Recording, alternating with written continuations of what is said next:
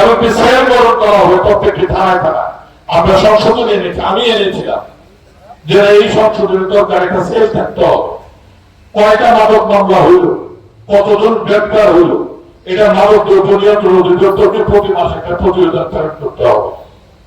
মাদকের ব্যাপারে আপনারা আমরা যদি আজকে দায়িত্বটা পালন করতে পারি সমস্যা বাঁচাইতে পারবে না, সমস্যা কিন্তু বাঁচাইতে পারবে না।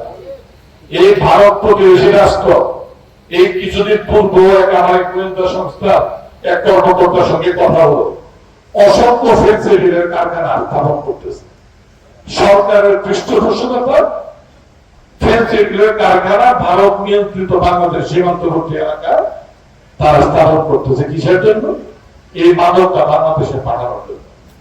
একটা সমাজকে যদি ধ্বংস করে দিতে চান, মাদকই যথেষ্ট। এই মাদকটা গ্রহণ করবেন, আপনার কিডনি থাকবে না, ফুসফুস থাকবে না, কোনো কিছু থাকবে না, কর্মক্ষমতা থাকবে না, এমনকি যে পুরুষ তার পুরুষত্ব থাকবে না, আপনার স্ত্রী শান্তিতে থাকতে পারবে না,